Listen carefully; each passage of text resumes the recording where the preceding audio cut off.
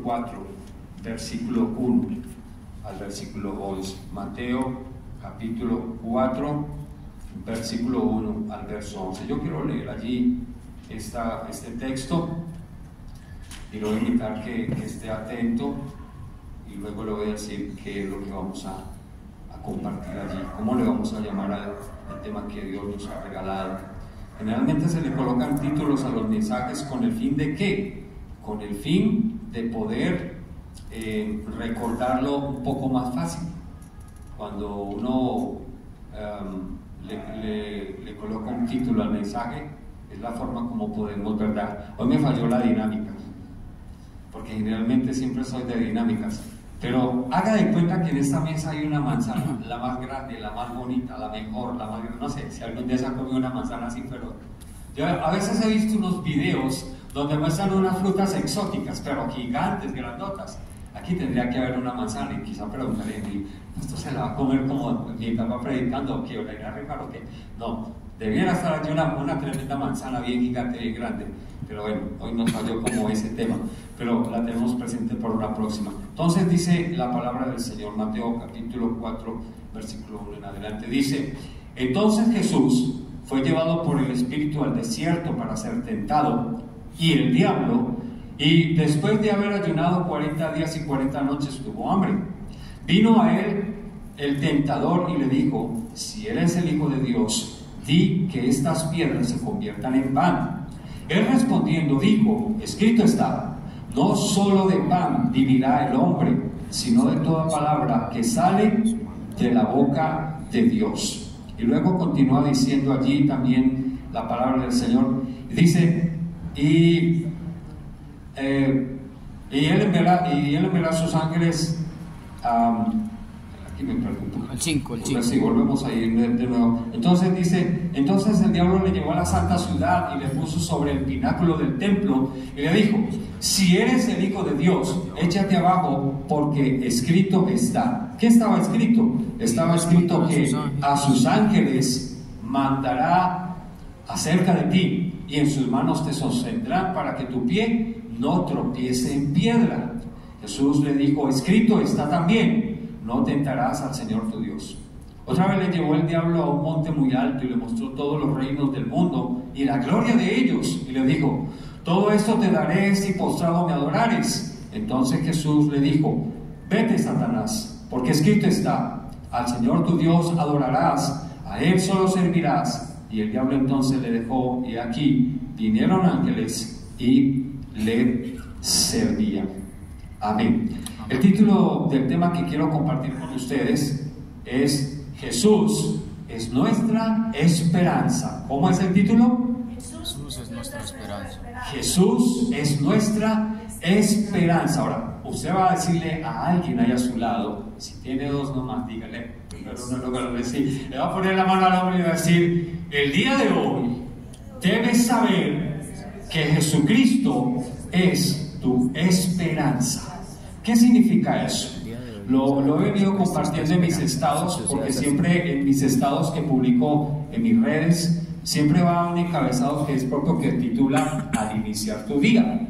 Entonces siempre he venido hablando durante estos días sobre lo importante y la importancia que tiene Jesús en nuestra vida, y por sobre todo lo importante y la importancia que tiene Jesús en esta época que estamos viviendo. Triste y lamentablemente hay unas épocas del año muy importantes para la cristiandad, donde el mundo no ha identificado en esencia el valor real de lo que es las celebraciones.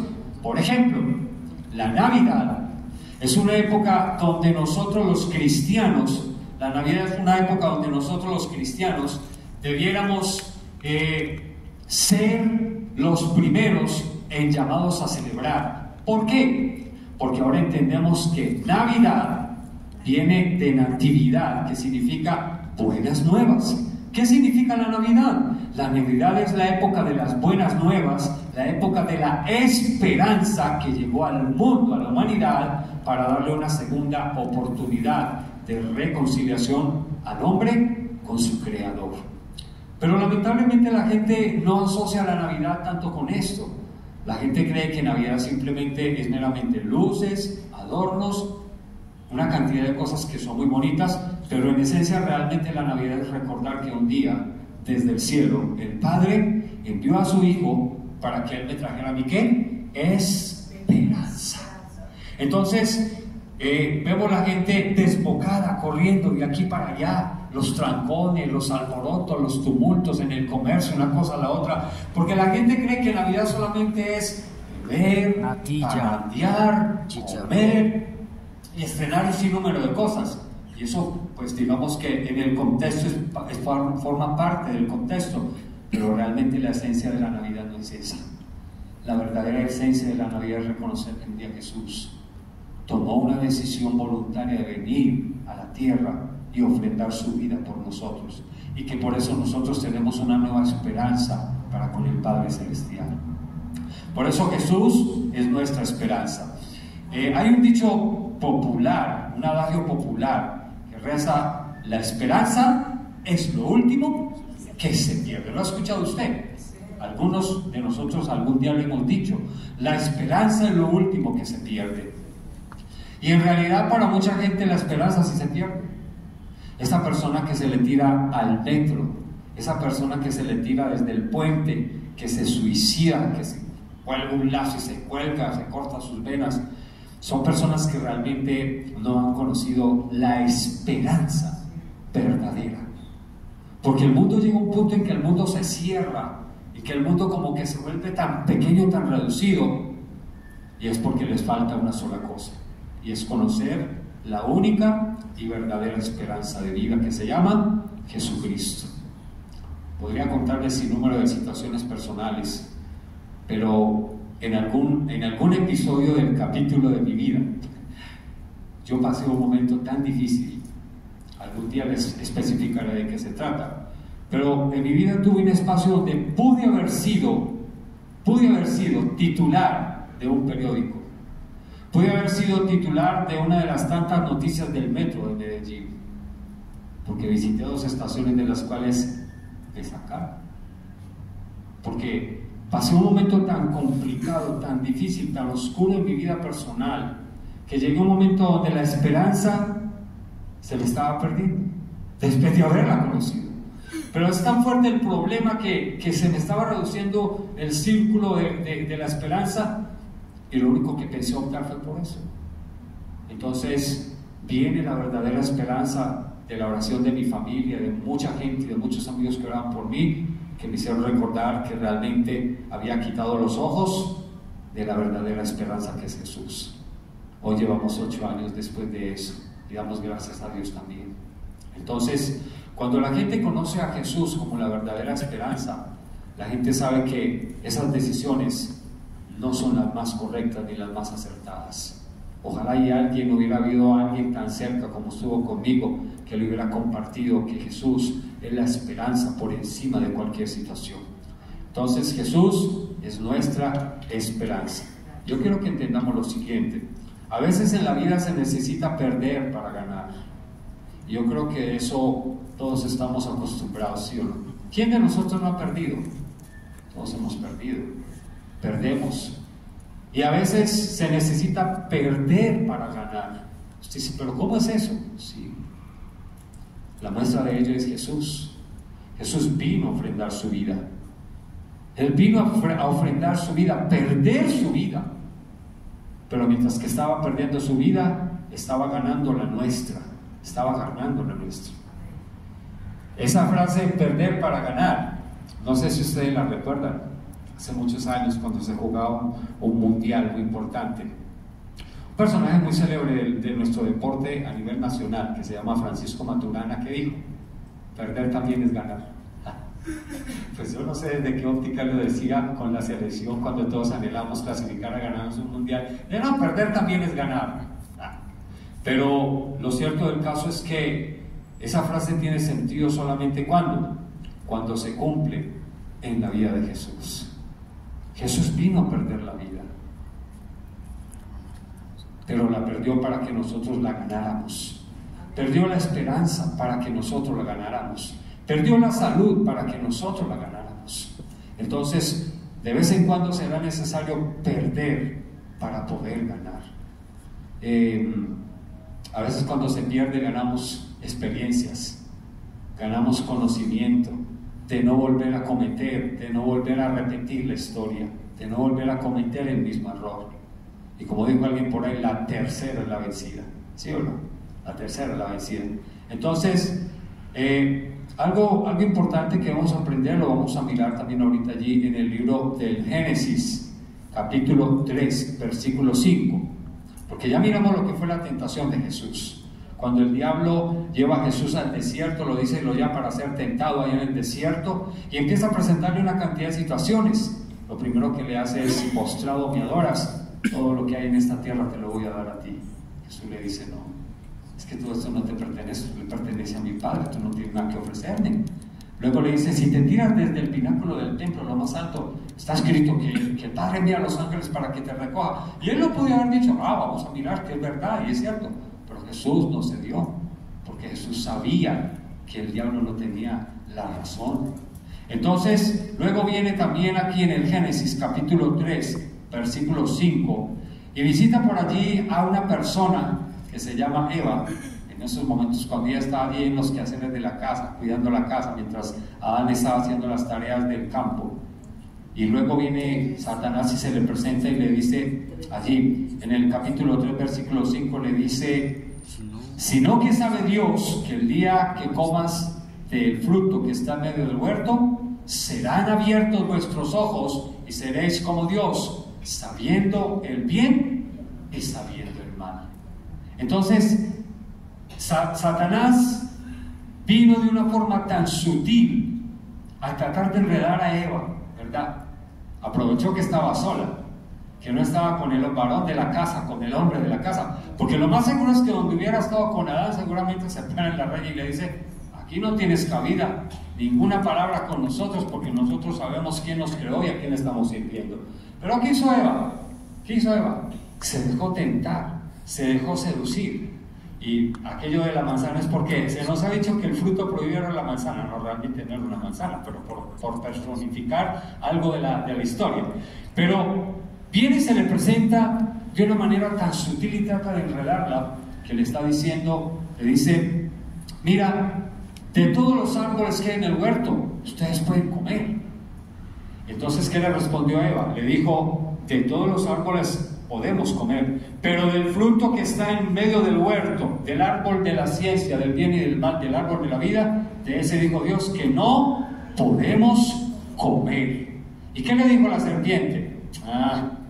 Dios no les está diciendo la verdad, porque Dios sabe que el día que ustedes coman de ese árbol, se les van a abrir los ojos del entendimiento, del conocimiento, y entonces serán como Dios, sabiendo el bien y sabiendo el mal. Tremendo cuando el enemigo coge a Eva y la enreda y la involucra y le mete tremenda situación. ¿Y saben qué pasó a partir de ese momento? Se dio la caída de la humanidad. ¿Se han visto que a veces las señoras, cuando están solas en la casa, llegan a tocar allá para vender? Le ofrecen cualquier cantidad de cosas, o un seguro de no sé qué, la aspiradora de no sé qué, el negocio de no sé qué. Y por la tarde que el esposo llega, ¿cómo encuentra? ¿Qué sorpresa se encuentra? Dice: mi amor, mira lo que compré. Se dejó involucrar. Entonces, ahí es donde tenemos que entender que Jesús es nuestra única esperanza. Entonces, vamos a mirar algo muy importante acá. Dice lo siguiente: mientras que Eva cediendo en el huerto a la tentación, lo perdió todo, Jesucristo resistiendo lo recuperó todo. ¿Se vio eso? ¿Qué hizo Eva en el huerto? Se dio un espacio, se dio un lugar, se dio un momento que no tenía que hacerlo, le dio cabida al enemigo. ¿Y qué hizo el enemigo? Se aprovechó de esa situación, de su debilidad, de que no estaba en compañía de Adán, le dio ese lugar, y por haber cedido a la tentación, dice la Biblia que perdió todo lo que Dios por gracia les había dado. ¿Sí saben qué perdió? Perdió todo lo que le había dado. Mire allí nomás lo que dice allí, que es sinónimo de ceder. Ceder es sinónimo de traspasar, transferir, conceder, dar, entregar, endosar, adjudicar, rendirse, someterse, claudicar, abandonar, desistir, dejar y abdicar. Todos esos son sinónimos de lo que hizo Eva en el huerto del Edén, por el hecho de haber cedido a la tentación. Y usted sabe a partir de ese momento qué es lo que viene. Viene la enfermedad, viene el envejecimiento, viene el dolor para tener los hijos, viene, como dice la palabra del Señor, la sentencia fue: con el sudor de tu frente comerás el pan, y la tierra te producirá espinos y abrojos, y no será tan sencillo comer el pan con la labor de tu trabajo. Y entonces vienen todas esas serie de situaciones. Todo eso es lo que acarreó el que Eva hubiera cedido a la tentación de prestarle atención a la voz de Satanás en el huerto del Edén. Todo eso. Si no hubiese sido de esa manera, ¿cómo sería el día de hoy? Pues no, tampoco digamos que tener hijos sería un paseo, pero tampoco la mujer tendría tantísima complicación. Y seguramente sería un disfrute y un deleite el trabajo, ¿verdad? Pues trabajar es tan duro que por eso nos pagan. ¿Cómo les parece? ¿Verdad? Y de pronto la gente está diciendo: no, ¿cuándo será que llega el fin de año y me entregan lo que me tienen que entregar? Porque me voy de este trabajo para otro. Pero esas son consecuencias de lo que produjo la decisión que Eva tomó en el huerto del Edén cuando cedió a la tentación. Porque al ceder a la tentación perdió todo lo que el Padre le había entregado. ¿Qué es lo que perdemos nosotros cuando cedemos a la tentación? Primero que todo, la gracia de Dios. Y cuando perdemos la gracia de Dios, esa palabra gracia significa favor. Quedamos expuestos, así como Adán y Eva quedaron expuestos. Si usted ha leído el relato, o lo ha escuchado por lo menos, se dará cuenta que en un momento determinado, cuando Adán llega y se deja involucrar por Eva y participa de la misma tentación y participa del pecado que ella cometió, llega un momento en que Dios está así como desde arriba mirándolos, y la pregunta es: ¿será que Dios no sabía dónde estaban Adán y Eva? Es obvio, sí lo sabía. Dios los estaba mirando, Dios sabía que ellos estaban ahí y conocía la condición en la que estaban. Pero Dios, para que ellos entraran en razón de lo que ya habían perdido, Dios le pregunta: Adán, Eva, ¿dónde están? ¿Y qué dicen ellos? Señor, tuvimos miedo. Y lo primero que Dios pregunta es: ¿quién les enseñó a ustedes que el miedo existía? Otra tremenda cosa que aprendemos cuando cedemos a eso, cuando Eva cedió eso, es que si ella no hubiese cedido, la vida del ser humano no sería una vida llena de temores, no sería una vida llena de inseguridades, ni de ansiedades, ni de preocupaciones, porque tendríamos la gracia, la cobertura de la misericordia de Dios. Pero cuando la gracia de Dios se fue, Adán y Eva sintieron que estaban ¿qué? Que tenían ¿qué? Que tenían miedo. ¿Quién les enseñó que el miedo existía? El pecado, el ceder a la tentación, el haber dado lugar. Y luego le dice, bueno, y dice luego, y además tuvimos miedo porque estamos ¿qué? Desnudos. Entonces llega algo que se llama la vergüenza. La vergüenza no existía, porque ¿cómo transitaban Adán y Eva en el huerto del Edén? Tal como Dios los había creado. Ellos estaban desnudos, no sabían qué era estar desnudo, que estar cubierto, no sabían qué era el miedo, no sabían qué era el pánico, qué era el temor, qué era el terror, no sabían qué era eso. Pero también sintieron vergüenza. ¿Quién les trajo esa consecuencia? Haber cedido a la tentación. Entonces, luego Dios les dice, ¿quién les enseñó a ustedes que estaban desnudos? ¿Quién les dijo que estar en esa condición era estar desnudos? Es consecuencia del pecado, ¿verdad? Todo eso es lo que experimenta el ser humano. Es parte de la herencia, de la naturaleza que nos aportaron nuestros primeros padres en el huerto del Edén. Y hoy es donde necesitamos reconciliarnos de nuevo ¿con quién? Con la esperanza, para que Él nos devuelva la gracia nuevamente. Luego, ya más adelante el relato dice que Dios en su misericordia, Dios en su amor infinito por Adán y Eva, por su creación especial, por lo que en tanto había puesto su empeño, dice la Biblia que Dios sacrificó un cordero y que con las pieles los cubrió para que no sintieran más temor, vergüenza, miedo ni nada por el estilo. Lo reconcilió con la esperanza. Ese cordero era tipo de Jesucristo, de lo que vendría más adelante para nosotros. Entonces, esas son las consecuencias de cuando nosotros no estamos firmes, de cuando nosotros no estamos en el punto que debiéramos estar, en la línea de la gracia. ¿Cómo hacemos para estar en la línea de la gracia? Es vivir cada día como si hoy fuera mi último día sobre la tierra. Algún día alguien me preguntaba, ¿cómo hace uno para vivir preparado? Es muy difícil, porque todos los días tenemos luchas, tentaciones, dificultades. Uno que va a saber cuándo Dios lo va a llamar, cuándo la muerte va a llegar, uno que va a saber cuándo se va de este mundo. Pero algo que yo he venido aprendiendo es que la mejor forma es vivir este día como si hoy fuera mi último día sobre la tierra. Y eso me tiene que llevar a reevaluar las relaciones que tengo a todo nivel. Primeramente con mi cónyuge cercano, sin mi esposa, con mis hijos, con mis hijas, con mis parientes cercanos, lejanos, con mis vecinos, compañeros de trabajo, con mis hermanos en Cristo.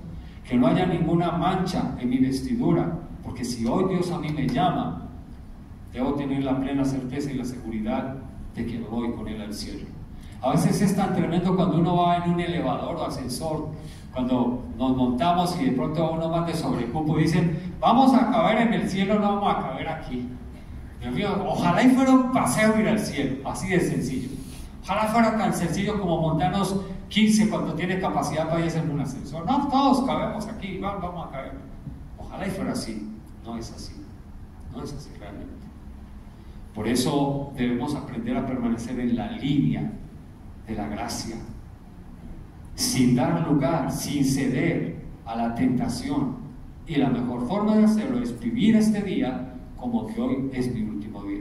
A veces le digo a mis compañeros de trabajo, bueno, si Dios quiere el lunes nos vemos, o en el caso que hoy, el domingo en la noche nos vemos, si no me muero. Si me muero, todos cordialmente invitados.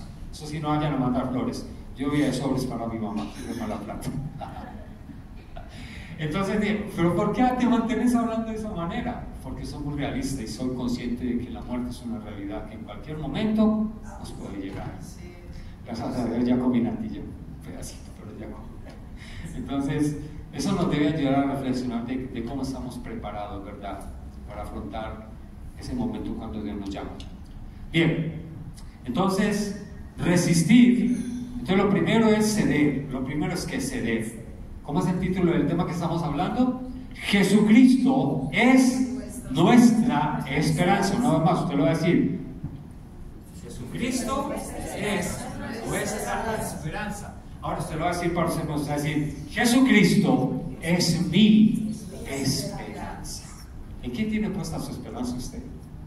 Bueno, el que tenga una novia que se llama Esperanza, pues obviamente tiene puesta las esperanzas en Esperanza. Pero ¿en qué tienes puesta tu esperanza? Mi esperanza está en Jesucristo. Nadie más. El hombre en la tierra te va a fallar, te va a mentir, te va a hacer quedar mal, te va a dejar esperando ahí. Pero Jesús es fiel, Él es mi amigo fiel, lo hemos cantado, ¿verdad? Entonces, lo primero que debemos aprender es que debemos guardarnos de no ceder a la tentación, a la debilidad, de no ceder, porque cuando cedemos, perdemos ¿qué? La gracia de Dios. Y que la mejor forma de permanecer en la gracia de Dios es vivir este día como que hoy es mi último día sobre la tierra. Muy bien. Y lo segundo es resistir. Dile a que está a tu lado, debes aprender a resistir. Es tan difícil a veces decir no.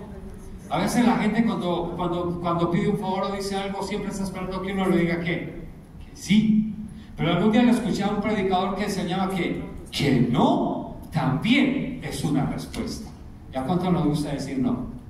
Nos cuesta decir que no a veces. Pero como dijo alguien, es mejor ponernos ¿qué? Colorados un ratito que no pálidos toda la vida, ¿verdad? Porque no también es una respuesta. Entonces debemos aprender a resistir.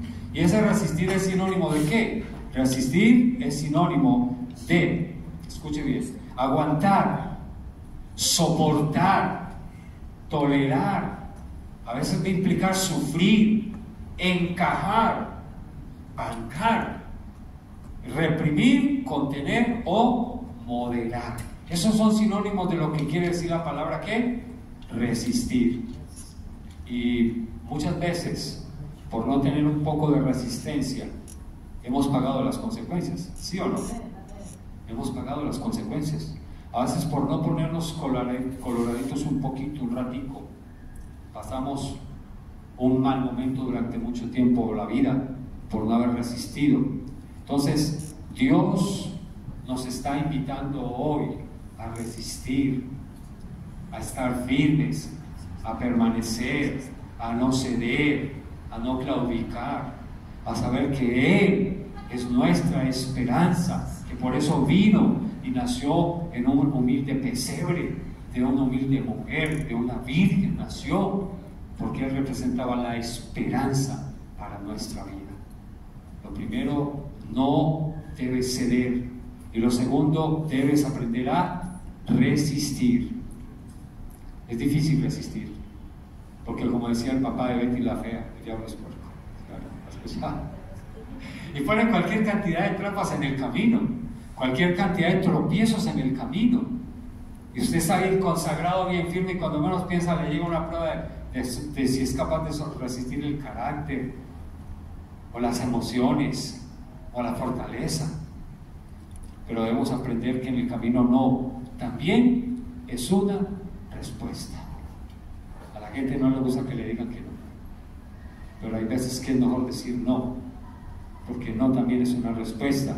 Y cuando a veces le decimos no a una persona, le estamos haciendo hasta un favor, ¿sabes? Por decirle no a una persona muchas veces le podemos salvar la vida, eso es bien claro. ¿Qué quiere Dios con nosotros en esta mañana entonces? Para ir como concluyendo, es más una reflexión.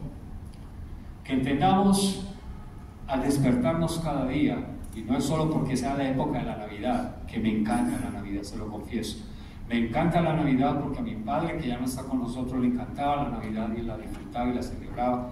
Pero que cada día que amanece, le digamos: Padre, gracias por haber enviado a tu Hijo a nacer en un humilde pesebre. Porque en esa condición de humildad fue capaz de resistir para volver a ganar y darnos una nueva oportunidad a nosotros de reconciliar nuestra relación contigo. Porque eso fue el efecto de lo que Jesús hizo cuando murió en la cruz del Calvario. No tenemos que esperar hasta el 24 para que nazca.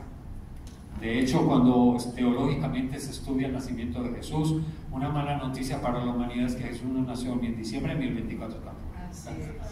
Porque estudiando cronológicamente la fecha del nacimiento de Jesús, mirando el pronóstico del tiempo, el clima y todas las cosas, apunta que no era época, no era esta época, era en otra época. Pero no importa, ¿qué le hace que sea aquí? No importa que fuera en febrero, en enero, en marzo, que fuera cualquier mes del año, cualquier día. Lo importante es saber que Jesús nació para traernos una esperanza de vida, pero también una esperanza de salvación. Una esperanza de salvación. Nuestro Señor Jesucristo es el más claro ejemplo de que el ser humano sí está en la condición de vencer la tentación.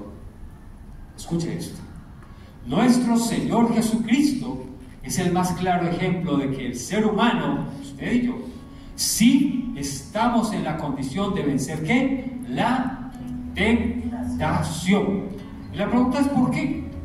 Porque Él en su condición de humanidad o de carne pudo vencer para ganar lo que Eva en el huerto por el pecado de ceder a la tentación se perdió.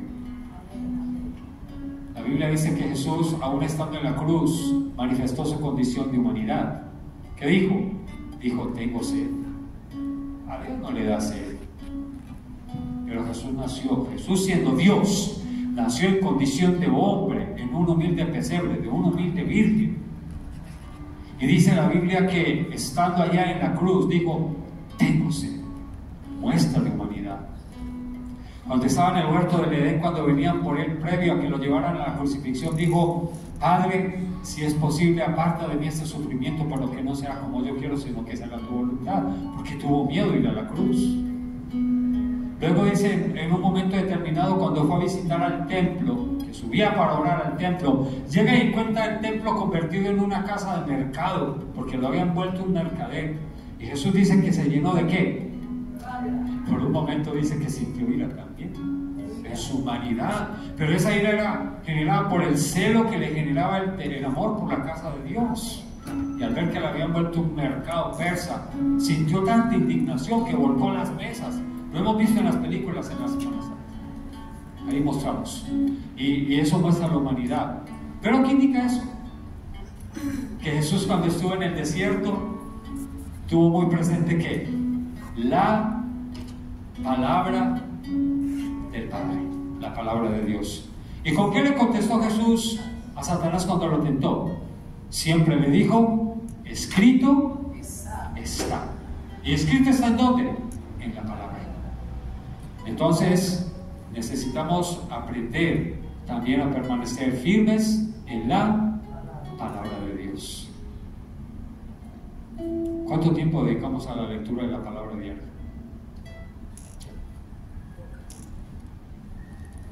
Esa palabra es la que nos va a servir para que cuando la tentación llegue a tocar a nuestra puerta le digamos, Satanás, escrito está, y llegue una palabra específica como la de Jesús.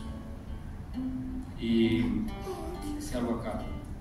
Jesucristo dijo, consumado es, que quiere decir en San Juan capítulo 19:30, la tarea está cumplida, la obra se ha completado, misión cumplida. ¿Cuándo dijo eso Jesús? Consumado es. Cuando estando en la cruz, en el último momento, dice esa expresión, y la Biblia dice, y seguidamente expiró, entregó. Jesús cumplió la tarea y nos enseña que nosotros también la podemos cumplir, porque Él en su humanidad venció y nosotros también lo podemos hacer, siempre y cuando permanezcamos en la línea de la gracia de Dios para poder vencer la tentación y no ceder a ella y estar siempre ¿qué? Firmes y constantes. Inclina tu rostro y terminemos dando gracias por la palabra. Padre, en el nombre de Jesús, he llevado la palabra que has puesto en mi corazón el día de hoy a la iglesia. A veces pensamos, ¿y por qué no están los que faltan el día de hoy? Es sencillo, Padre, porque esta palabra era para los que hoy vendían a este lugar. Esta palabra era necesaria para nosotros para aprender que tú eres nuestra única esperanza y que fuera de ti no hay más esperanza. La esperanza no está en el gobierno, la esperanza no está en mi jefe, en mi patrón, la esperanza no está en mi hijo, en mi hija, la esperanza quizá no está en la ciencia, no, la esperanza está en ti, porque tú eres la mejor muestra de que se pudo vencer. Y que en la humanidad, en tu humanidad, tú pudiste vencer la tentación y que estando a punto de ser vencido, resististe hasta lo último. Y dice tu palabra que hasta la muerte de cruz. Por eso en esta mañana yo te doy gracias, porque nos enseñas que cuando el ser humano levanta sus ojos y mira hacia el cielo, está mirando hacia la dirección correcta, porque allí está la esperanza. Y yo quiero invitar en esta mañana, para que donde estás, le digas, Padre, permíteme vivir cada día como que hoy fuera mi último día sobre la tierra.